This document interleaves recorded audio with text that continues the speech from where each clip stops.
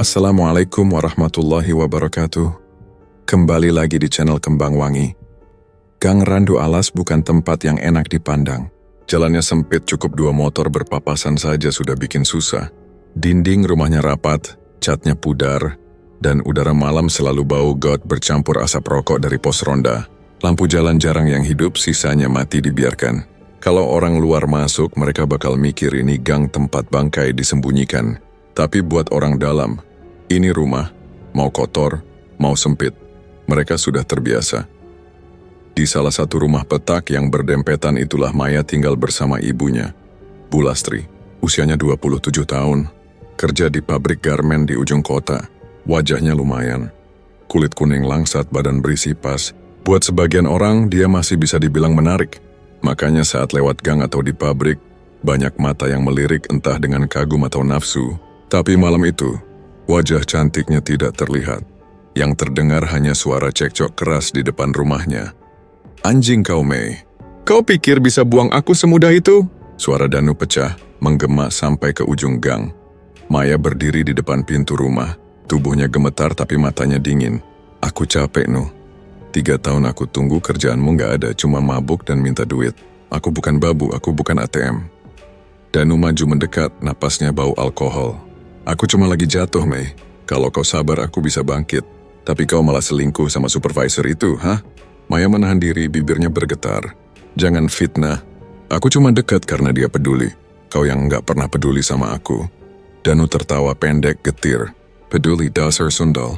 Kau kira aku nggak tahu caramu ngelirik laki-laki lain?" Bu Lastri keluar dari dalam rumah, wajahnya cemas. "Sudah, Nu, jangan ribut di sini. Gang ini sempit, semua orang dengar." Tapi Danu malah makin keras. "Biarin semua dengar. Biar tahu kalau Maya ini perempuan gak tahu diri." Beberapa tetangga mulai berdatangan, pura-pura nongkrong di depan rumah mereka. Ada yang bersandar di dinding, ada yang duduk di bangku kayu, semuanya menonton seperti nonton hiburan gratis. Anak-anak kecil mengintip dari balik kaki orang tuanya. Senyum-senyum mendengar sumpah serapah. Maya menghela napas panjang, matanya merah menahan tangis. "Pergi, Nu, aku sudah selesai sama kamu. Jangan datang lagi." Danu membanting botol kosong yang dibawanya ke tanah pecah berantakan. "Kau bakal nyesel, Mei. Lihat aja. Kau bakal nyesel seumur hidup." Suasana gang makin riuh. Ada yang tertawa kecil, ada yang berbisik. Kata-kata nyesel itu terdengar keras. Lebih seperti kutukan daripada ancaman biasa. Bu Lastri menahan lengan Maya, menariknya masuk. Danu masih berdiri di luar. Matanya melotot. Tubuhnya goyah karena mabuk. Setelah beberapa menit berteriak tak jelas, akhirnya ia pergi sambil menendang pot bunga di pinggir jalan. Gang kembali sepi, tapi sisa suaranya masih menggantung di udara. Orang-orang perlahan bubar, tapi bisikan mereka tidak berhenti. "Dasar laki-laki mabuk, gak tahu diri." Tapi ya salah juga, Mei. Kenapa pacaran sama sampah kayak gitu lama-lama? "Udah 3 tahun katanya, gak nikah-nikah juga.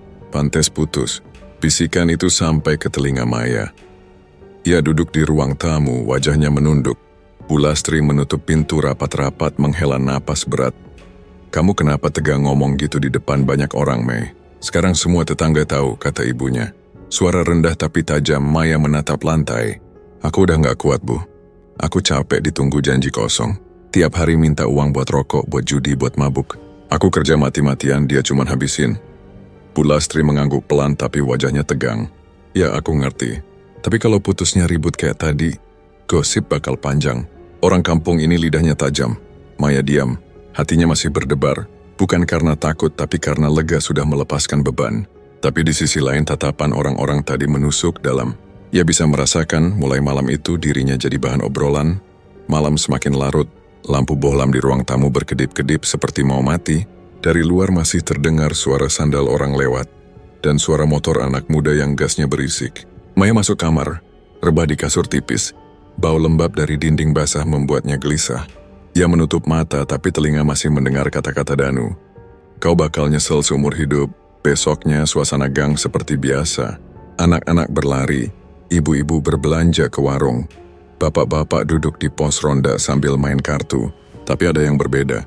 Setiap Maya keluar rumah, ada tatapan, ada senyum miring, ada bisikan yang pura-pura ditahan. Itu Mei, yang semalam ribut sama pacarnya?" Iya, yang dibuang kayak sampah sama Danu. Maya menggigit bibir pura-pura tidak dengar. Ia melangkah cepat menuju angkot yang lewat, tapi telinganya panas, hatinya bergejolak. Ia tahu orang-orang kampung ini tidak akan berhenti sampai dapat cerita baru. Di pabrik, suasana tidak jauh beda. Teman-teman kerja yang biasanya menyapanya hangat, kini hanya sekadar melirik. Ada yang bisik-bisik sambil cekikikan. Maya tahu mereka sudah dengar cerita putusnya. Pabrik garmen itu bukan tempat besar. Berita gampang menyebar. Supervisor Agus sempat menanyakan kabarnya dengan wajah prihatin. Tapi tatapan pekerja lain ke arah mereka membuat Maya hanya tersenyum tipis dan berlalu. Malamnya, Maya pulang dengan tubuh letih. Pulastri sudah menyiapkan makan, tapi wajahnya tetap murung. "Kamu harus kuat, Mei. Jangan pedulikan omongan orang. Mereka cuma bisa nyinyir," katanya. Maya hanya mengangguk. "Aku nggak apa-apa, Bu." Tapi setelah masuk kamar, matanya berkaca. Bukan karena menyesal putus, tapi karena sadar hidupnya tidak lagi sama. Di gang sempit itu, suara orang lebih tajam dari pisau. Sekali mereka punya bahan, mereka akan mengiris sampai habis. Beberapa malam berikutnya, suasana tidak banyak berubah. Danu tidak datang lagi, tapi namanya tetap hidup di lidah orang-orang. Anak muda di pos ronda suka menirukan teriakannya malam itu, seolah itu lelucon. "Lihat aja, Mei. Kau bakal nyesel seumur hidup." Mereka menirukan dengan tertawa keras. Maya mendengarnya dari dalam kamar, dadanya sesak. Ia menutup telinga dengan bantal, tapi suara itu seperti menembus kain. Pulastri kadang mencoba menenangkan. "Sudahlah, Nduk, biarin orang ngomong. Nanti juga lupa." Tapi Maya tahu tidak ada yang benar-benar lupa di kampung sempit seperti ini. Semua orang hidup dari cerita orang lain. Di malam yang sepi, Maya duduk di jendela memandang jalan gelap di depan rumah. Tubuhnya merinding tanpa sebab. Dada terasa berat seolah ada sesuatu yang salah di dalam dirinya. Ia menutup jendela, rebah di kasur tipis. Berharap tidur bisa menghapus semua yang mengganggu pikirannya. Namun 2 minggu setelah malam itu, tubuh Maya mulai mengkhianatinya. Ia merasakan gatal hebat di bagian intim. Awalnya ia mengira hanya jamur biasa. Mungkin karena celana terlalu ketat atau keringat saat bekerja di pabrik. Ia mencoba cuek, membeli salep murahan di warung. Tapi bukannya sembuh, gatal itu malah makin jadi. Rasa perih seperti api kecil yang dipendam di balik kulitnya. Menyiksa setiap kali ia bergerak. Hari-hari di pabrik berubah jadi siksaan. Maya sering meringis menahan perih. Keringat dingin mengalir di pelipis. Jalannya berubah, agak mengangkang. Membuat beberapa teman kerja saling lirik dan berbisik. Kau lihat jalannya, Maya? Kayak orang salah urat," bisik Rini sambil pura-pura sibuk dengan mesin jahit. Wati menahan tawa, menutupi mulut dengan tangan. Katanya sih kena penyakit kelamin. Habis putus dari Danu langsung deket sama Pak Agus. Ya pantas aja. Tawa kecil mereka terdengar jelas menusuk telinga Maya meski ia pura-pura fokus dengan pekerjaannya. Wajahnya memerah, matanya panas, tapi ia tidak bisa membela diri. Kalau ia marah, gosip itu malah makin besar. Ia hanya menunduk, menahan sakit sekaligus malu. Saat makan siang di kantin pabrik, ia duduk sendiri. Biasanya ada 1-2 teman yang ikut. Tapi sekarang kursi di sekelilingnya kosong. Beberapa karyawan melirik sambil menutup hidung, seolah ada bau tak enak dari tubuhnya. Maya menggenggam sendok erat-erat, hatinya perih lebih dari rasa gatal di tubuh. Sepulang kerja, ia berdiam di kamar. Tangannya gemetar saat mencoba menggaruk pelan. Tapi rasa perih malah makin membara. Kenapa sih? Apa salahku? Gumamnya lirih, hampir menangis. Pulastri yang mengetuk pintu masuk dengan wajah khawatir. "Mei, kau kenapa? Mukamu pucat, badanmu panas?" Maya buru-buru menarik selimut, menutup tubuhnya. "Enggak, Bu, cuma capek. Pekerjaan di pabrik lagi banyak." Ibunya duduk di pinggir ranjang mengelus kepala anaknya. "Kalau sakit bilang, jangan dipendam. Kau itu satu-satunya yang kupunya." Maya menahan napas, air matanya jatuh diam-diam. Ia tidak sanggup menceritakan rasa gatal di bagian paling pribadinya. Baginya itu terlalu memalukan bahkan pada ibunya sendiri. Malam berganti siang, rasa gatal makin parah. Maya mulai kehilangan konsentrasi. Saat duduk di mesin jahit, tubuhnya sering meliuk tanpa sadar. Mencari posisi yang tidak menyakitkan. Teman-teman sekerja makin terang-terangan mengolok. Lihat tuh, jalannya makin aneh. Hahaha, pasti kena kutukan kebanyakan main sama laki-laki." Dasar pabrik isinya orang murahan kayak gitu. Maya menggigit bibir, menahan tangis. Tangan kirinya mencengkeram meja. Tubuhnya gemetar. Ia ingin marah tapi suaranya tertelan di tenggorokan. Satu-satunya yang bisa ia lakukan hanya diam, meski setiap kata itu menusuk dalam. Suatu malam, ia duduk di depan cermin, membuka rok dengan hati-hati. Lampu kamar redup, cahaya bolam hampir mati. Saat melihat, ia kaget. Kulit di area intimnya tampak merah meradang. Ada bintik kecil dan sedikit bengkak. Bau tak enak mulai tercium samar. Maya menutup mulutnya, tubuhnya bergetar. Ia merasa jijik pada dirinya sendiri. Esoknya ia memberanikan diri membeli obat di apotek. Suaranya lirih, wajahnya menunduk. "Mbak, ada salep untuk gatal." Yang di bagian bawah, petugas apotek menatap sekilas, senyum tipis tapi penuh arti. "Ada mbak, tapi kalau parah sebaiknya ke puskesmas." Maya hanya mengangguk, membayar, lalu pergi dengan langkah cepat. Ia merasa semua orang di apotek menatapnya, meski mungkin hanya perasaannya sendiri. Beberapa hari kemudian salep itu tidak memberi hasil. Rasa gatal makin berubah jadi perih menusuk. Setiap kali ia buang air, rasa panasnya seperti ditusuk jarum. Ia menangis diam-diam di kamar mandi, menggigit bibir sampai berdarah agar tangisnya tidak terdengar. Bu Lastri yang melihat putrinya makin kurus tidak bisa diam. "Mei, kau harus ke dokter. Aku nggak mau lihat kau menderita begini." Maya menggeleng keras menahan air mata. "Nggak usah bu, aku takut. Aku malu." "Kau malu sama siapa? Dokter itu biasa. Yang penting kau sembuh." "Bukan itu bu, aku malu. Orang-orang bakal ngomong lagi. Mereka bakal bilang aku perempuan kotor." Bu Lastri terdiam, matanya ikut berkaca. Ia ingin membantah tapi ia tahu lidah tetangga lebih tajam daripada pisau. Ia hanya bisa menghela napas panjang, lalu memeluk anaknya erat-erat. Hari-hari terasa makin gelap. Di pabrik Maya semakin dijauhi. Beberapa teman yang dulunya dekat kini pura-pura tidak kenal. Supervisor Agus sempat memanggilnya. "Maya, kamu kenapa? Mukamu pucat sekali." "Kalau sakit bilang." Maya menunduk, tangannya gemetar. "Saya..." "Nggak apa-apa, Pak. Tapi kalau terus begini, kerjaanmu bisa kacau." "Pikirkan kesehatanmu dulu." Maya hanya mengangguk lalu keluar. Saat ia berjalan melewati lorong, terdengar lagi bisikan. "Tuh kan, deket sama Agus beneran. Makanya sakitnya begitu." Tawa cekikikan menyusul, membuat langkahnya goyah. Di dalam angkot pulang, ia duduk di pojok, memeluk tas erat. Beberapa penumpang melirik, lalu menutup hidung. Maya sadar, bau aneh dari tubuhnya mulai tercium. Ia menunduk makin dalam, wajahnya terbakar malu. Malam itu Maya terkunci di kamar. Ia menggigit kain bantal, menahan jeritan karena rasa perih yang tak tertahankan. Tangannya mencakar paha, hampir gila karena rasa terbakar itu. Ia menatap langit-langit kamar, air mata membasahi pipi. "Kenapa aku? Apa salahku? Kenapa harus aku?" Dari luar Bu Lastri mengetuk pintu. "Mei, tidur ya? Jangan dipikirin terlalu berat." Maya tidak menjawab. Ia hanya menutup mata rapat, tubuhnya gemetar. Waktu berjalan lambat. Malam demi malam Maya duduk di kamar dengan tubuh gemetar, menahan rasa perih yang tak ada habisnya. Ia merasa seperti dikurung di tubuh sendiri. Tidak bisa lari dari siksaan itu. Tangisnya sering tertahan di tenggorokan. Hanya keluar sebagai isak kecil yang lenyap dalam gelap. Di satu titik ia sadar dirinya tidak akan bisa menanggung lebih lama. Ia harus mencari pertolongan meski malu. Dengan langkah ragu Maya akhirnya pergi ke puskesmas. Pagi itu ia duduk di ruang tunggu menunduk, berharap tidak ada yang mengenalinya. Keringat dingin membasahi pelipis, tangan meremas tas lusuh di pangkuannya. Saat namanya dipanggil, ia masuk ke ruang dokter dengan jantung berdetak keras. "Ada keluhan apa?" tanya dokter perempuan paruh baya, menatapnya lewat kacamata. Maya menelan ludah, wajahnya merah. "Saya gatal bu, di bagian bawah. Udah beberapa minggu tambah sakit."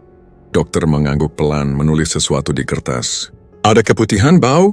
Maya menunduk makin dalam, suaranya lirih. "Ada. Bau sekali." Dokter menyuruhnya berbaring untuk diperiksa.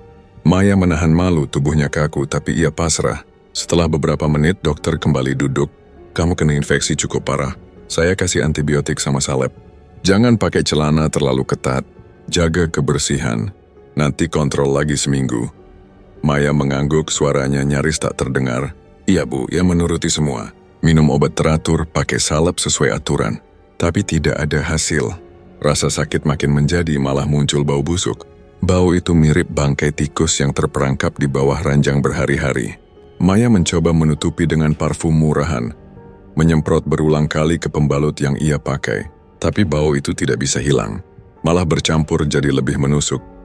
Di angkot, orang-orang menutup hidung, lalu pindah kursi. Maya menunduk, wajahnya terbakar malu.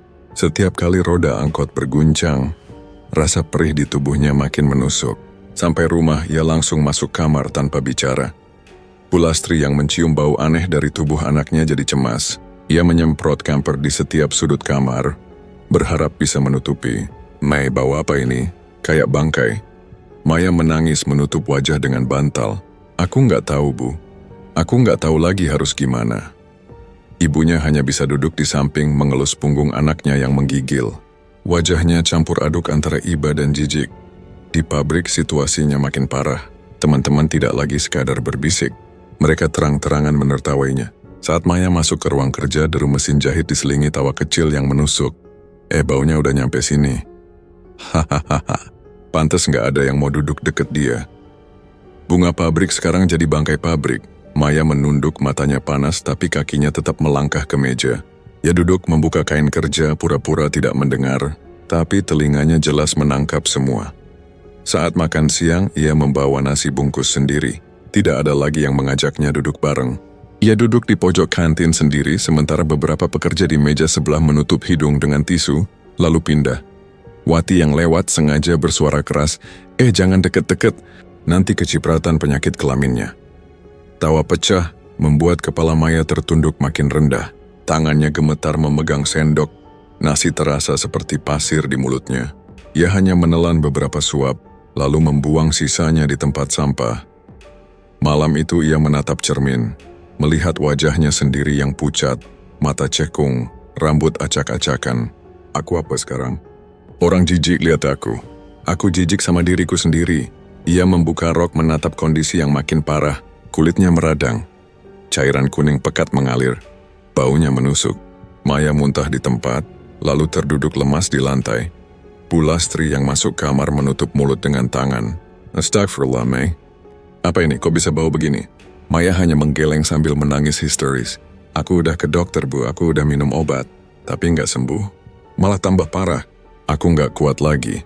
Ibunya duduk meski wajahnya kaku menahan jijik. "Sabar, Nduk. Kita cari cara lain. Jangan putus asa."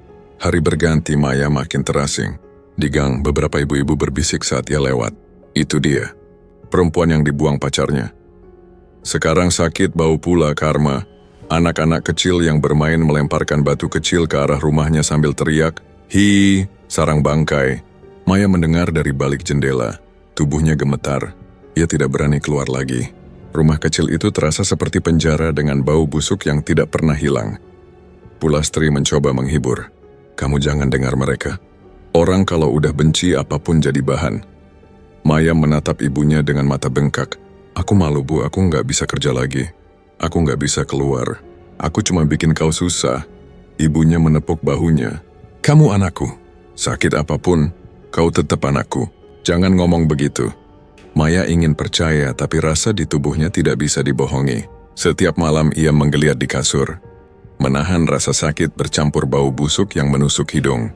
Selimut yang ia gunakan selalu basah oleh keringat dingin dan cairan yang merembes. Di satu malam, Maya duduk sendirian di ruang tamu. Dari luar jendela terdengar suara anak-anak mengejek, "Maya bangkai, Maya bangkai." Ia menutup telinga dengan kedua tangan, air matanya jatuh deras. Malam itu jadi salah satu malam terpanjang, dan ia tidak tahu bagaimana caranya bertahan lagi. Beberapa hari kemudian, tepat malam Jumat Kliwon, suasana gang makin mencekam. Sejak sore, listrik padam di seluruh kampung. Orang-orang menyalakan lilin atau lampu minyak, udara panas menempel di kulit, bau got semakin menusuk. Rumah Maya gelap, hanya ada cahaya lilin di meja ruang tamu. Bu Lastri duduk gelisah, kipas kain di tangannya bergerak cepat. Maya sudah terbaring di kamar, tubuhnya lemah, wajah pucat. Rasa sakit di bagian bawah tubuhnya makin menjadi. Ia menggeliat, keringat dingin membasahi dahi. "Bu, panas sekali," keluhnya. Bu Lastri masuk menaruh punggung tangannya di kening Maya. "Kau nggak demam, Mei? Badanmu dingin malah. Kau kenapa lagi?" "Aku nggak tahu, Bu, rasanya kayak ada yang bergerak di dalam." Bu Lastri menatap dengan mata melebar. Apa maksudmu? Maya menutup wajah dengan kedua tangan. Tubuhnya tiba-tiba kejang. Tolong, Mbak. Tolong. Sakit sekali. Jeritan itu mengguncang seluruh rumah. Lilin di meja bergetar karena angin yang entah dari mana datang. Maya menggeliat di kasur, selimut terlempar, tangannya mencengkeram paha. Keluar. Ada sesuatu di dalam, keluar. Suaranya parau penuh rasa panik. Bu Lastri gemetar setengah mati mendekat. Ia menarik celana anaknya dengan tangan bergetar. Saat kain itu turun, cahaya lilin menyorot sesuatu yang membuat perutnya mual seketika. Dari kemaluan Maya yang bengkak dan penuh cairan kuning, muncul dua antena bergerak-gerak. Perlahan, seekor kecoak besar hitam legam merayap keluar, kakinya berduri, tubuhnya licin berkilat. Ya Allah, Bu Lastri menutup mulut lalu muntah di lantai. Maya menjerit, tubuhnya melengkung. Dari lubang itu keluar lagi kecoak lain, lebih besar. Lalu kecoak kecil-kecil bergerombol berlari di paha bagian dalam. Cairan kuning bercampur darah menetes ke kasur, baunya busuk menusuk hidung. Bu, tolong, Bu. Maya menjerit sampai suaranya serak. Bu Lastri panik berlari keluar kamar sambil terhuyung. Tolong, ada apa ini? Tolong anakku. Ceritan itu terdengar sampai pos ronda. Beberapa tetangga yang sedang duduk langsung berdiri. Suara Lastri tuh. Mereka berlari ke arah rumah. Pintu rumah Maya sudah terbuka lebar. Suara Maya meraung dari dalam. Para tetangga berdatangan, ada yang membawa senter, ada yang membawa lampu minyak. Begitu masuk kamar, mereka terdiam. Cahaya lilin menyorot tubuh Maya yang berguling di kasur. Selangkangannya basah oleh cairan kuning busuk. Kecoak-kecoak berlarian ke lantai. Beberapa ibu menjerit, ada yang langsung menutup hidung, ada yang berbalik hendak muntah. Ya Allah, apa ini? Bisik seorang bapak tua sambil melangkah mundur. Maya menatap mereka dengan mata melotot, air mata bercampur keringat. Tolong aku, keluarkan. Ada banyak di dalam. Tidak ada yang berani mendekat. Warga hanya berdiri di pintu, sebagian mundur perlahan. Bu Lastri terduduk di lantai, tubuhnya gemetar, wajahnya basah oleh air mata. Kenapa bisa begini, Mei? Apa salah kita? Suaranya lirih nyaris tidak terdengar. Maya hanya meronta, tubuhnya bergetar keras. Seekor kecoak sebesar ibu jari keluar lagi, merayap di perutnya sebelum jatuh ke lantai.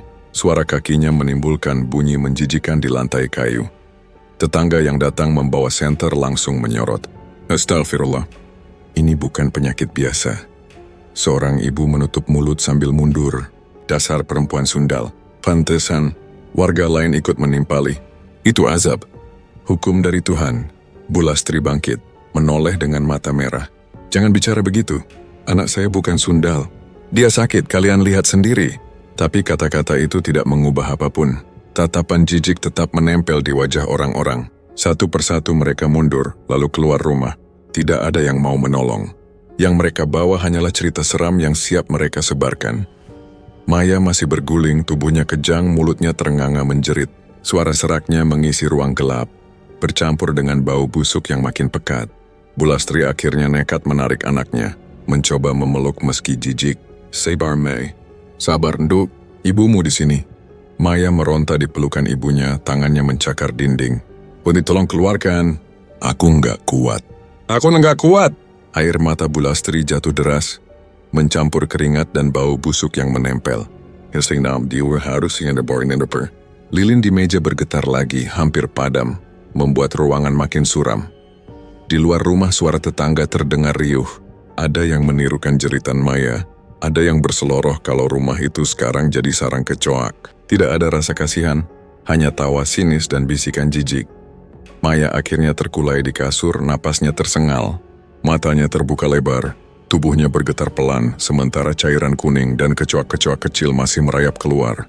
Bu Lastri duduk di samping, wajahnya ditutupi kedua tangan. Malam itu jadi malam yang tidak akan pernah bisa mereka lupakan. Bau busuk bercampur tangisan histeris masih terasa sampai subuh, ketika lilin padam dan hanya kegelapan yang menyelimuti kamar sempit itu. Keesokan harinya, Gang Randu Alas sudah dipenuhi bisik-bisik. Suara Maya dan ibunya yang meraung sepanjang malam jadi bahan obrolan semua orang. Tidak ada yang mencoba membantu, tapi semua menyebarkan cerita. Dari mulut ke mulut, kabar itu berubah jadi gosip yang lebih liar. Katanya dari dalam tubuhnya keluar kecoak, Bu. Ya Allah, jijik sekali. Itu azab. Pasti kebanyakan main sama laki-laki. Bukan cuma satu, tapi banyak. Rumahnya sudah jadi sarang setan. Bisikan itu tidak hanya terdengar di warung, tapi juga di pos ronda, di sumur umum, bahkan di pabrik tempat Maya bekerja. Pagi itu saat Bulastri keluar sebentar untuk membeli beras, ia langsung dihujani tatapan tajam. Seorang ibu muda berbisik keras pada temannya sambil melirik. Itu ibunya Maya, perempuan pembawa sial. Wajah Bulastri memerah, ia pura-pura tidak dengar. Tapi langkah kakinya gontai. Sampai rumah ia mendapati dinding tembok sudah dicoret orang dengan cat merah, sarang kecoak. Batu-batu kecil berserakan di halaman, jendela pecah dan pintu kayu penuh bekas lemparan.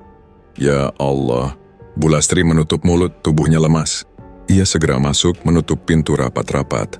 Maya yang masih terbaring di kamar bertanya lirih, "Bu, ada apa?" "Tidak ada apa-apa, Mei, kau istirahat saja." "Bohong. Aku dengar orang-orang di luar. Mereka benci sama aku, kan?" Bulastri menatap anaknya dengan mata merah. "Biarin saja. Jangan kau dengar. Yang penting kau sembuh." Maya terdiam, menatap langit-langit kamar. Air matanya mengalir. "Aku nggak akan sembuh, Bu, aku tahu." Setiap malam Maya merasakan tubuhnya seperti menjadi sarang. Ia bisa merasakan kecoak merayap di dalam. Bergerak pelan lalu keluar saat ia buang air. Ia menjerit tapi tidak ada yang peduli. Warga yang lewat hanya makin yakin kalau rumah itu benar-benar angker. Di kampung cerita berkembang liar. Ada yang bilang Maya kena kutukan karena jadi perempuan murahan. Ada juga yang bilang ibunya ikut-ikutan, membiarkan anaknya main dengan banyak laki-laki. Tidak ada yang membela.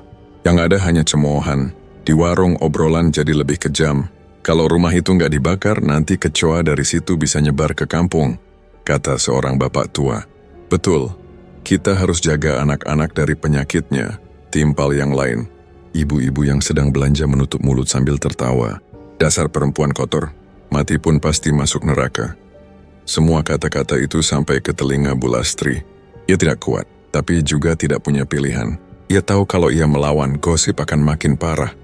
Di dalam kamar Maya makin hancur. Setiap kali mendengar ejekan dari luar, tubuhnya bergetar. "Aku bikin kau malu, Bu. Aku bikin semua orang jijik. Jangan ngomong begitu." Bulastri mencoba menenangkan, meski suaranya serak. "Kau anakku. Aku nggak peduli apa kata mereka." Tapi Maya menggeleng, wajahnya penuh air mata. "Mereka benar, Bu. Aku pembawa sial. Aku bawa kecoa ke rumah ini. Aku bikin kita dibenci." Bulastri memeluknya erat. Bau busuk dari tubuh Maya menusuk, tapi ia tidak peduli. Ia hanya bisa menangis dalam pelukan itu. Malam berikutnya, rumah mereka kembali dilempari batu. Suara kaca pecah terdengar jelas. Maya menjerit, "Bu, mereka mau bunuh kita." Bulastri berlari keluar, membuka pintu. Tapi yang ia lihat hanya bayangan orang-orang lari di ujung gang. Suara tawa kecil terdengar lalu hilang di telan gelap. Kenapa mereka tega? Bulastri bergumam, menutup pintu lagi. Di dalam kamar, Maya terduduk di sudut, wajahnya pucat. "Bu, aku nggak berani keluar. Aku takut, kau jangan keluar. Biar aku saja yang urus semua," jawab ibunya dengan suara bergetar. Hari berganti, tidak ada perubahan. Justru makin parah. Warga sudah tidak lagi sekadar bicara. Mereka mulai menghindar. Tidak ada yang mau bertegur sapa. Bahkan anak-anak kecil dilarang lewat depan rumah Maya. Sampai suatu sore seorang ibu sengaja berhenti di depan rumah mereka, berteriak keras. "Hei Lastri, jangan simpan anakmu di kampung ini. Dia bawa penyakit. Kalau kau sayang kampung ini, usir dia." Bulastri keluar, wajahnya merah, tangannya gemetar. "Diam kau! Anak saya bukan binatang. Dia sakit, dia butuh bantuan, bukan hinaan." Tapi ibu itu hanya tertawa. "Bantu apa?"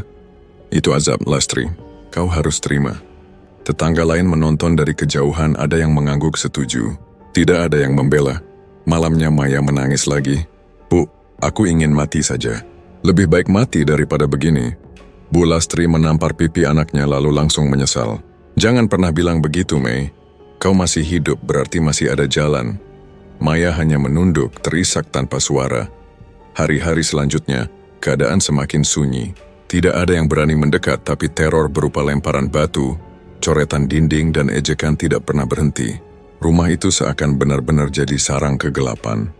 Maya hidup seperti mayat, tubuhnya makin kurus, wajahnya pucat, matanya kosong. Setiap hari ia hanya terbaring di kamar, menatap langit-langit dengan pandangan hampa. Bau busuk dari tubuhnya sudah menempel di dinding rumah. Tidak peduli berapa kali disiram kamper atau pewangi, Bu Lastri duduk di sampingnya, sesekali menyeka keringat anaknya tapi hatinya ikut hancur. Ia tahu tidak mungkin bertahan lama jika hanya diam. Siang itu seorang tetangga bernama Pak Warto datang diam-diam, menunduk agar tidak banyak orang tahu. Ia berbisik pada Bu Lastri, "Las, aku nggak tega lihat keadaanmu. Kalau kau mau coba panggil Ustadz Ridwan. Dia tinggal di kampung sebelah. Katanya ilmunya kuat. Bisa jadi ini bukan sakit biasa." Bu Lastri menatapnya dengan mata merah. "Kau yakin toh? Aku takut orang makin bilang yang aneh-aneh. Orang sudah bilang macam-macam. Tapi kau lebih baik berusaha daripada diam. Kalau ini santet, hanya orang berilmu yang bisa bantu." Malam itu juga Bu Lastri memberanikan diri. Ia pergi ke kampung sebelah, berjalan cepat melewati jalan gelap. Sesampai di rumah sederhana di pinggir sawah, ia mengetuk pintu. Seorang pria muda berusia sekitar 30 tahun keluar, berjenggot tipis, wajahnya teduh, sorot matanya tajam. "Assalamualaikum." "Waalaikumsalam." "Ada apa, Bu?" Bu Lastri langsung menangis. Tolong anak saya, Ustadz. "Dia sakit, tapi bukan sakit biasa. Aku nggak kuat lagi." Ustadz Ridwan mempersilakan masuk mendengar cerita Bu Lastri dengan tenang. Setelah beberapa menit, ia mengangguk. "Baik, malam ini juga saya ikut. Kita lihat dulu kondisinya." Ketika mereka tiba di rumah, suasana gang sudah sepi. Hanya suara anjing menggonggong di kejauhan. Pintu rumah dibuka, hawa busuk langsung menyeruak. Ustadz Ridwan mengerutkan dahi melangkah masuk sambil istighfar pelan. "Astagfirullah. Berat sekali hawa di sini," gumamnya. Ia mendekati kamar Maya. Begitu pintu dibuka, udara pengap bercampur bau busuk menyambut. Maya terbaring dengan mata kosong, tubuhnya lemah. Namun ketika Ustadz Ridwan mulai melangkah, Maya tiba-tiba menoleh dengan gerakan kaku. Matanya melotot, mulutnya meringis aneh. Bu Lastri menjerit kecil, "Mei, ini ibu munduk. Tenanglah." Ustadz Ridwan duduk bersila di lantai menatap Maya tanpa takut. "Ini bukan penyakit medis, Bu, ini kiriman. Santet yang sangat keji." Bu Lastri menutup mulut, tubuhnya gemetar. "Ya Allah." Ustadz Ridwan menarik napas panjang, lalu mulai membaca ayat-ayat suci dengan suara lantang. Suaranya dalam, bergetar memenuhi ruangan. Baru beberapa ayat, tubuh Maya langsung bereaksi. Ia kejang hebat, punggungnya melengkung, mulutnya terbuka lebar. Dari tenggorokannya keluar suara tawa serak yang bukan suaranya. "Hahaha, kau pikir bisa usir aku, Ustadz? Perempuan ini milikku. Dia akan busuk sampai mati." Bu Lastri menjerit. "Astagfirullah, itu bukan suara anakku." Ustadz Ridwan tetap tenang. Suaranya lebih keras. "Dengan izin Allah, aku perintahkan kau keluar dari tubuh ini." Maya menggeram, matanya berputar ke atas, lalu dari bawah ranjang terdengar suara berisik. Ratusan kecoak berlarian keluar, merayap di lantai, naik ke dinding, menuju arah Ustadz Ridwan. Bau busuk makin pekat membuat perut mual. Bu Lastri berdiri di pojok menutup mulut sambil menangis. "Ustadz, hati-hati." Mereka mendekat, tapi Ustadz Ridwan tidak bergeming. Ia terus membaca, tangannya menekan telapak ke lantai. Allahu Akbar. Kecoak-kecoak itu tiba-tiba berhenti, berputar-putar di tempat lalu menabrak satu sama lain seolah kebingungan. Beberapa bahkan mati mendadak, tergeletak terbalik dengan kaki bergerak-gerak. Maya mengamuk di kasur, tangannya mencakar udara. "Pergi kau! Dia milikku. Dia harus mati busuk." Ustadz Ridwan menatapnya tajam. "Bukan milikmu. Tubuh ini milik Allah." Suara tawa keras keluar lagi, kali ini bercampur suara erangan. "Kau tidak akan sanggup. Aku kiriman dendam. Aku kuat." Ayat-ayat suci terus berkumandang. Semakin keras dibacakan, semakin keras pula jeritan dari mulut Maya. Ia berteriak sampai suaranya pecah. Tubuhnya membentur dinding, kaki menendang kasur. Bu Lastri berusaha mendekat, tapi ditahan oleh Ustadz Ridwan. "Biarkan. Jangan sentuh dulu. Kalau kau sentuh, kau bisa kena imbas." Bu Lastri hanya bisa berdiri, tubuhnya gemetar, air mata mengalir deras. "Tolong anakku, Ustadz. Tolong selamatkan dia." Tiba-tiba Maya terdiam sesaat. Lalu ia menatap tajam ke arah Ustadz, matanya merah menyala. Suaranya berubah, berat dan kasar. "Kau berani melawanku?" "Kau tahu siapa yang kirim aku?" Ustadz Ridwan menjawab tegas. "Aku tidak peduli siapa yang mengirim. Kau tetap makhluk hina. Kau harus keluar dengan izin Allah." Ceritan panjang kembali terdengar membuat kaca jendela bergetar. Dari mulut Maya keluar busa bercampur darah. Kecoak-kecoak di lantai makin banyak, merayap ke dinding, jatuh dari plafon membuat ruangan semakin penuh suara berisik.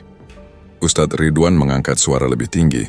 Bismillah, aku bacakan kalam Allah untuk mengusirmu. Maya menjerit keras, tubuhnya melompat dari kasur lalu jatuh ke lantai. Tangannya mencakar ubin sampai berdarah. Pulastri berteriak histeris, "Mei, ya Allah." Ustadz Ridwan maju menempelkan telapak tangan di kening Maya. Dengan izin Allah keluar, tubuh Maya bergetar hebat. Suaranya berubah-ubah antara tawa, tangisan, dan erangan. Bau busuk makin menusuk. Kecoak-kecoak yang berlarian tiba-tiba naik ke dinding lalu rontok, mati satu persatu. Maya menatap Ustadz dengan wajah penuh amarah, lalu tertawa keras. "Kau pikir ini cukup? Dia akan tetap busuk. Dia sudah jadi milikku." Ustadz Ridwan tidak menjawab. Ia terus melantunkan ayat, suaranya mantap. Suasana kamar bergetar. Udara panas seolah menekan dari semua arah. Pulastri terduduk di pojok memeluk diri sendiri. Matanya hanya bisa menatap anaknya yang meraung dengan suara aneh. Sementara Ustadz Ridwan terus membaca doa keras-keras. Bau busuk bercampur suara kecoak berisik memenuhi kamar, membuat malam itu seakan jadi neraka. Hatinya tersayat, tapi tidak ada pilihan selain pasrah melihat pertarungan yang tak bisa ia pahami. Di saat yang sama, jauh dari rumah itu, sebuah gubuk reot berdiri di pinggir hutan bambu. Gubuk itu gelap, hanya diterangi cahaya temaram dari angglo tanah liat yang penuh bara kemenyan. Asap tebal mengepul, memenuhi ruangan sampai atapnya yang rendah. Bau menyengat menusuk, bercampur aroma darah dan anyir hewan mati. Di tengah ruangan seorang dukun tua duduk bersila tanpa baju. Kulitnya keriput, matanya cekung, rambutnya putih kusut. Di hadapannya tergeletak sebuah boneka kain. Bentuknya menyerupai tubuh perempuan. Rambut panjang hitam tertancap di kepala boneka itu, jelas milik Maya. Lubang di bagian bawah boneka dibiarkan menganga, dipenuhi kecoak hidup yang merayap liar. Dengan jari kurusnya, dukun itu terus memasukkan kecoak satu demi satu sambil merapal mantra dengan suara serak. Jalari dagingnya, busukan tubuhnya, buat semua orang jijik padanya. Suara mantra itu pelan, tapi tiap kata seperti menusuk. Kecoak yang masuk ke lubang boneka bergerak liar. Sebagian merayap keluar lalu kembali dimasukkan paksa. Dukun itu menyeringai puas. Di pojok ruangan Danu duduk bersandar pada dinding kayu yang lapuk. Wajahnya kotor, matanya merah, tapi senyumnya lebar. Ia menatap boneka itu dengan penuh kebencian. Hancurkan dia, Mbah. Biar dia busuk, biar semua orang lihat dia bukan perempuan suci yang mereka banggakan. Dukun itu mengangguk pelan. Tenang, Nusantet ini tidak akan gagal. Tubuhnya akan terus membusuk. Dia akan jadi tontonan. Setiap malam kecoak itu berkembang biak dalam tubuhnya. Tidak ada obat medis yang bisa menyelamatkan. Danu tertawa pendek puas. Bagus. Biar dia tahu rasanya dibuang. Biar dia tahu kalau dia tidak bisa seenaknya hina aku. Namun di tengah kepuasan itu, dukun tua mendadak terbatuk keras. Tangannya berhenti merapal. Dadanya terasa panas. Ia mengerutkan dahi, wajahnya tegang. Ada yang melawan. Danu menatap kaget. Apa maksudmu, Mbah? Siapa yang melawan? Dukun itu menutup mata mencoba menenangkan diri. Tapi rasa panas makin menyiksa.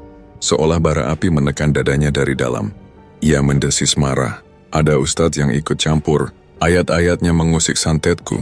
Mantraku mental kembali menyerangku. Danu bangkit panik, suaranya tinggi.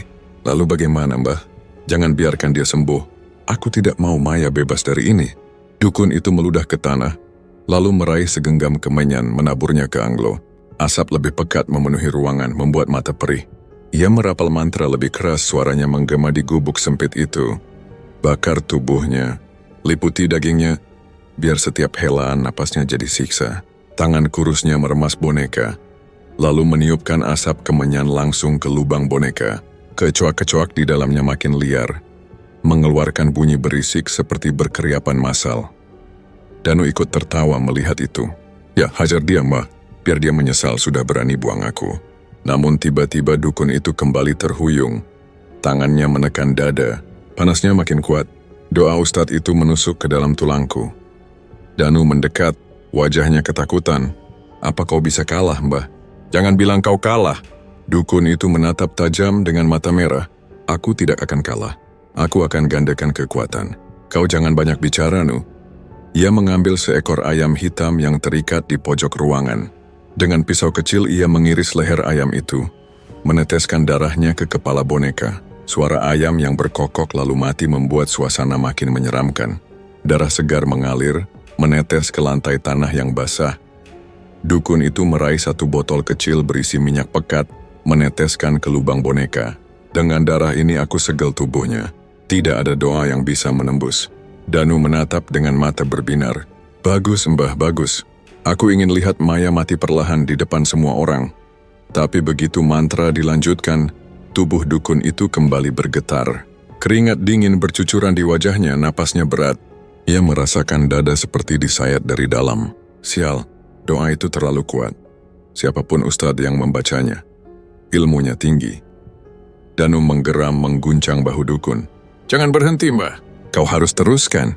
Aku tidak peduli siapa yang melawan, aku mau dia hancur. Dukun itu memejamkan mata, menahan rasa sakit. Ia meniupkan asap kemenyan lebih pekat ke arah boneka. Matanya melotot, wajahnya berubah menyeramkan. Aku tidak akan kalah. Kalau aku kalah, kau juga ikut mati, Nu. Ingat itu. Danu terdiam, wajahnya pucat. Apa maksudmu ikut mati? Dukun itu menoleh, tatapannya dingin. Kau bagian dari perjanjian ini. Kau yang minta, kau yang bawa rambutnya. Kalau ikatan ini putus, santet bisa berbalik. Kau harus siap.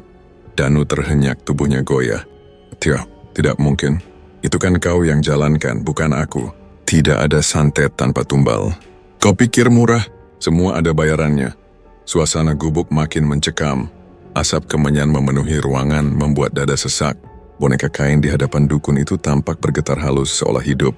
Kecoak-kecoak merayap keluar lalu masuk lagi. Tak pernah berhenti. Danu memeluk dirinya sendiri. Wajahnya pucat tapi matanya masih dipenuhi amarah.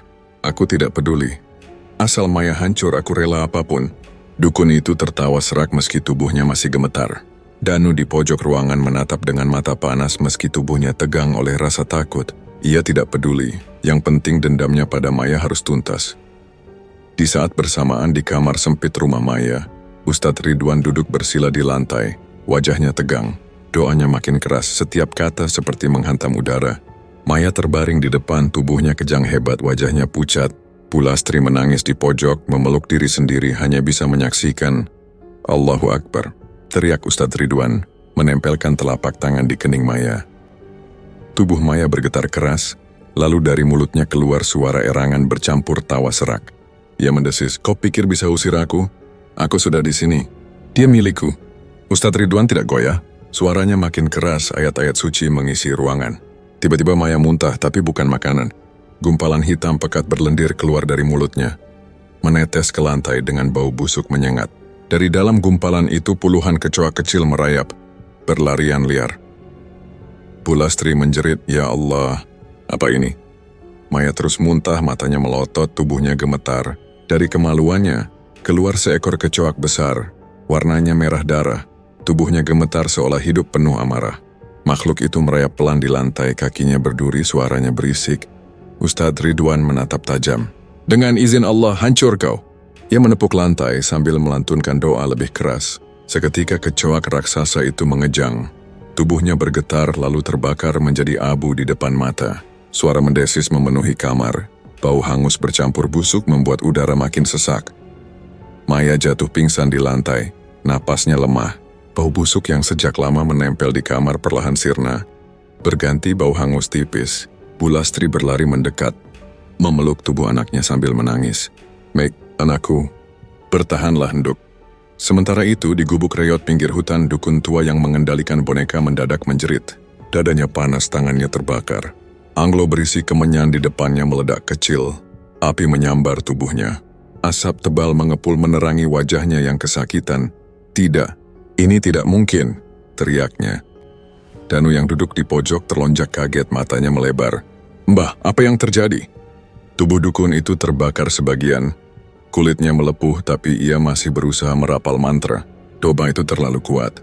Panas ini menembus pertahananku. Danu berdiri, wajahnya panik. Hentikan, Mbah! Kau bisa mati. Aku tidak bisa berhenti. Kalau aku berhenti, santet ini putus dan berbalik. Kata-kata itu membuat Danu terdiam, tubuhnya gemetar. Berbalik? Maksudmu ke aku? Dukun itu tidak menjawab. Ia terus melawan, meniupkan asap pekat terakhir ke arah boneka. Boneka kain itu bergetar hebat, kecoak di dalamnya berhamburan keluar. Lalu tiba-tiba anglo meledak lebih keras, api menyambar seluruh tubuh dukun. Ia menjerit panjang, tubuhnya terbakar, wajahnya meleleh. Danu menjerit ketakutan. Mbah, astagfirullah. Ia berlari keluar gubuk meninggalkan gurunya yang meronta-ronta dalam api. Suara kayu terbakar bercampur jeritan membuat malam itu seperti neraka. Kembali ke rumah Maya, suasana hening setelah pertarungan panjang. Ustadz Ridwan duduk dengan napas berat, wajahnya berkeringat. Maya masih pingsan di pangkuan ibunya, tubuhnya lemah. Lantai penuh gumpalan hitam, bangkai kecoak dan cairan busuk. Bu Lastri menatap Ustadz dengan wajah penuh air mata. Apakah sudah selesai, Ustadz? Ustadz Ridwan menutup mata sejenak, menarik napas. Belum, tapi malam ini banyak yang sudah dihancurkan. Kau harus kuat, Bu. Jangan biarkan rasa takut menguasai. Suara tangis Bu Lastri pecah. Ia memeluk Maya lebih erat. Meski tubuh anaknya penuh kotoran dan darah, aku hanya ingin dia sembuh. Aku hanya ingin anakku kembali. Ustadz Ridwan menatapnya. Sorot matanya tajam tapi juga penuh iba. Ia tidak menjawab panjang. Hanya melanjutkan bacaan doa dengan suara lebih pelan. Ruangan masih terasa berat meski bau busuk sudah berkurang. Di luar rumah kampung Randu Alas masih gelap. Angin malam berhembus pelan, membawa sisa bau hangus yang samar. Tidak ada yang tahu apa yang baru saja terjadi, kecuali orang-orang di dalam rumah kecil itu.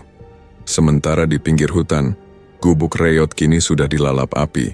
Jeritan dukun tua tak lagi terdengar, hanya suara kayu roboh dan binatang malam yang menjauh. Danu berlari tanpa arah, wajahnya pucat, tubuhnya gemetar hebat. Ia tahu sesuatu yang besar sudah terjadi, tapi ia belum bisa menerima kenyataan bahwa santet yang ia inginkan berubah jadi bumerang. Malam itu, dua tempat terhubung oleh satu peristiwa. Doa dan mantra saling bertabrakan, meninggalkan abu bau hangus dan ketakutan. Di satu sisi Maya terbaring tak sadarkan diri di pangkuan ibunya. Di sisi lain tubuh seorang dukun tua habis terbakar di gubuk reyot. Malam itu benar-benar mengubah arah hidup banyak orang. Maya akhirnya dibawa ke rumah sakit. Tubuhnya lemah, penuh luka di bagian intim yang tidak bisa ditutupi. Dokter yang memeriksa hanya bisa menggeleng. Kondisinya parah, butuh waktu lama untuk pulih. Dan beberapa bagian mungkin tidak akan kembali normal. Bu Lastri menangis mendengar penjelasan itu. Tolong anak saya, Dok. Apapun yang bisa dilakukan, lakukan. Kami sudah lakukan yang bisa. Rawat inap wajib. Antibiotik dosis tinggi. Tapi untuk pemulihan mental itu butuh lebih dari obat. Di ranjang rumah sakit, Maya terbaring diam. Wajahnya pucat, bibirnya pecah-pecah. Setiap kali ia teringat apa yang keluar dari tubuhnya, ia langsung menjerit ketakutan. Jangan dekat. Ada kecoak di dalamku. Perawat yang menjaga hanya bisa menenangkan. Tenang, Mbak, tidak ada apa-apa. Tapi Maya tidak percaya. Tangannya terus mencakar perut, seolah ingin mengeluarkan sesuatu. Bu Lastri harus menahannya, memeluk erat sambil menangis. Cukup, Mei, tidak ada apa-apa lagi. Kau aman sekarang. Hari-hari di rumah sakit terasa berat. Maya hampir tidak pernah tidur tenang. Malam-malamnya dipenuhi mimpi buruk, tubuhnya menggigil, teriakannya membuat pasien lain merinding. Setiap kali ada kecoak lewat di lantai, meski hanya kecil, ia langsung histeris. Mbak, ambil! Bunuh, jangan biarkan masuk lagi. Bu Lastri kelelahan, tapi ia tidak tega meninggalkan anaknya. Wajahnya semakin tirus, matanya sembab, namun pelukannya tidak pernah lepas dari Maya. Sementara itu, di luar sana berita kematian dukun santet menyebar cepat. Warga kampung sebelah menemukan gubuknya hangus, hanya menyisakan tubuh gosong. Orang-orang langsung percaya itu balasan dari Tuhan. Namun tidak ada yang tahu siapa sebenarnya yang bermain di balik semua itu, kecuali Danu. Danu tidak lagi terlihat di rumah. Ia menghilang setelah lari dari gubuk malam itu. Beberapa minggu kemudian tubuhnya ditemukan di pasar kota. Orang-orang berkerumun, menonton seperti menonton tontonan gratis. Danu berdiri di tengah keramaian dengan wajah kusut, rambut acak-acakan, tubuhnya bau keringat dan kotoran. Ia berteriak-teriak sambil menggaruk selangkangannya. Keluar, ada kecoak di celanaku. Keluar, tolong keluarkan. Tangannya berdarah karena cakaran sendiri. Celananya sobek, tubuhnya gemetar. Orang-orang menutup hidung karena bau busuk menyengat. Anak-anak kecil menertawakan. Sementara pedagang hanya melongo jijik. Gila rupanya. Hahaha. Karma. Dulu dia cowok brengsek, sekarang jadi bahan ketawaan. Lihat tuh, garuk terus sampai kulitnya copot. Danu tidak peduli. Ia meronta menjerit, tubuhnya jatuh bangun di tanah becek pasar. Ada kecoak! Mereka makan aku dari dalam. Orang-orang menjauh. Ada yang melempar sampah, ada yang menertawakan lebih keras. Tidak ada yang menolong. Ia jadi tontonan murahan, bahan olok-olok seperti binatang busuk di pasar. Kabar itu sampai ke telinga Bu Lastri lewat bisikan tetangga yang menjenguk sebentar. "Nu pacarnya anakmu sekarang gila." Teriak-teriak di pasar, katanya ada kecoak di celananya. Semua orang lihat. Bu Lastri hanya bisa terdiam. Hatinya campur aduk. Ia benci pada Danu yang sudah membuat anaknya menderita. Tapi melihatnya hancur seperti itu pun membuatnya ngeri. Ia menunduk menahan napas berat. Maya yang mendengar kabar itu dari ranjang rumah sakit justru menangis lebih keras. "Wah, aku takut. Kalau kecoak itu balik lagi gimana? Kalau aku jadi kayak Danu gimana?" Bu Lastri memeluknya erat. "Tidak, Mei, itu bukan milikmu lagi. Semua sudah kembali ke asalnya. Kau harus kuat." Tapi Maya tetap menggigil, matanya kosong, bibirnya terus komat kamit. Aku masih bisa merasakannya. Mereka ada di bawah kulitku. Mereka masih jalan. Perawat yang melihat hanya bisa menggeleng. Trauma berat. Perlu penanganan psikolog juga. Hari-hari berikutnya keadaan Maya tidak banyak berubah. Luka di tubuhnya perlahan mengering, tapi luka di kepalanya tidak hilang. Setiap kali ada suara berisik kecil, ia langsung meloncat menatap panik seakan kecoak akan keluar lagi. Di kampung Randu Alas, rumah Maya dibiarkan kosong. Orang-orang tidak mau mendekat. Dinding yang bertuliskan sarang kecoak masih ada. Batu-batu pecah berserakan di halaman. Warga melewati rumah itu sambil meludah, seolah masih jadi kutukan yang menempel di gang. Sementara di pasar, Danu jadi pemandangan rutin. Setiap hari ia datang dengan pakaian compang-camping, menggaruk selangkangan sampai berdarah. Mulutnya teriak-teriak, "Keluar! Jangan makan aku! Keluar!" Orang-orang yang lewat menertawakan. Ada juga yang melempar receh seolah menonton badut. Kasihan sih, tapi memang pantas. Dulu sok jago, sekarang jadi gila. Dasar pengkhianat, karma cepat datang. Semakin lama tubuh Danu makin kurus, wajahnya cekung, matanya merah, tapi tangannya tidak pernah berhenti menggaruk. Luka di selangkangannya bernanah, darah bercampur keringat, baunya membuat orang makin jijik. Malam itu di rumah sakit, Maya kembali terbangun dari tidur singkatnya. Ia menatap langit-langit lalu menggeliat panik. Bu, ada yang jalan lagi." Aku merasakannya. Bu Lastri yang duduk di kursi langsung memegang tangannya. "Tenang, Mei, tidak ada apa-apa. Kau aman di sini." Maya menangis keras, tubuhnya menggigil. "Kenapa aku nggak bisa lupa, Bu? Kenapa aku masih merasa kotor?" Bu Lastri ikut menangis, air matanya jatuh di tangan anaknya. "Karena mereka sudah terlalu jahat padamu, Nuk. Tapi kau masih hidup. Itu yang penting." Suasana kamar sunyi, hanya isak tangis terdengar. Bau obat rumah sakit tidak bisa menghapus bau busuk yang masih terbayang di kepala Maya. Di pasar, Danu terus menjerit, tubuhnya makin kotor. Orang-orang hanya menonton, sebagian tertawa, sebagian jijik. Tidak ada yang peduli. Ia benar-benar jadi bangkai hidup yang dibuang di tengah keramaian. Dari wajahnya yang kusut, jelas hidupnya sudah tamat, meski tubuhnya masih bergerak. Sementara itu, Maya masih terbaring di rumah sakit. Waktu berjalan lambat, tapi akhirnya ia cukup kuat untuk duduk. Luka-luka di tubuhnya mulai kering. Meski beberapa tidak akan pernah sembuh sempurna, dokter bilang butuh berbulan-bulan sebelum ia bisa benar-benar pulih. Tapi luka di batinnya tidak bisa dihitung dengan waktu. Setiap kali ia mengingat kecoak keluar dari tubuhnya merinding, tangannya gemetar, air matanya jatuh begitu saja. "Bu, aku nggak mau balik ke rumah itu," kata Maya lirih suatu malam. Bu Lastri mengusap rambutnya. "Ya, Dok, kita akan pergi. Rumah itu sudah bukan milik kita lagi. Tidak ada tempat untukmu di sana. Kalau aku pulang, mereka pasti melempari lagi. Mereka pasti hina aku lagi. Aku tidak sanggup. Sudah, jangan dipikirkan. Kau fokus sembuh." Setelah itu kita tinggalkan semua. Sebulan kemudian, setelah Maya cukup kuat berjalan dengan bantuan tongkat, Bu Lastri benar-benar menjual rumah mereka. Harganya murah. Tidak sebanding dengan tenaga yang pernah mereka keluarkan membangun sedikit demi sedikit. Tidak ada pilihan lain. Rumah itu sudah jadi kutukan. Orang-orang yang datang menawar pun hanya karena tanahnya, bukan bangunannya. Malam sebelum pindah, Maya duduk di ruang tamu. Dindingnya penuh coretan sarang kecoak, Bekas lemparan batu masih menempel. Bau busuk seolah tidak pernah benar-benar hilang. Meski sudah berminggu-minggu tidak ada kejadian, ia menatap kosong, dadanya sesak. Aku seperti dikubur hidup-hidup di rumah ini. Bu Lastri berdiri di sampingnya. Sudah, Maya, besok kita pergi. Lupakan semua. Maya menoleh, matanya berkaca. Tapi bisakah orang-orang melupakan aku, Bu? Pertanyaan itu membuat Bu Lastri terdiam. Dia tahu jawabannya tidak. Orang-orang tidak akan lupa. Keesokan harinya mereka berangkat diam-diam. Tidak ada yang tahu kemana mereka pergi. Tidak ada salam perpisahan. Mereka hanya menghilang, meninggalkan rumah kecil yang kosong di Gang Randu Alas. Sejak itu, kisah Maya jadi legenda yang terus dibicarakan warga. Orang-orang di warung kopi sering membicarakannya dengan suara lirih. Katanya Maya itu melahirkan kecoak dari tubuhnya. Iya, aku dengar juga. Malam Jumat Kliwon tetangganya lihat sendiri. Itu bukti kalau perempuan jalang pasti kena azab. Cerita itu menyebar dari mulut ke mulut, makin lama makin liar. Ada yang bilang kecoaknya sebesar tikus, ada yang bilang keluar ratusan setiap malam. Tidak ada yang peduli apakah itu benar atau tidak. Yang penting cerita itu enak dijadikan peringatan. Di pos ronda, bapak-bapak suka menakuti anak muda. Jangan main perempuan sembarangan. Kau tahu, Maya?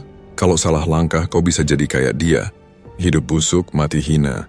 Anak-anak kecil yang bermain di gang sering saling menantang. Berani nggak kau sebut nama Maya 3 kali di depan rumah kosong itu? Biasanya setelah beberapa detik, ada yang ketakutan sendiri lalu lari terbirit-birit. Tawa mereka pecah tapi tetap ada rasa takut yang tertinggal. Rumah Maya dibiarkan kosong. Dindingnya masih penuh coretan, kaca jendelanya pecah, pintunya miring.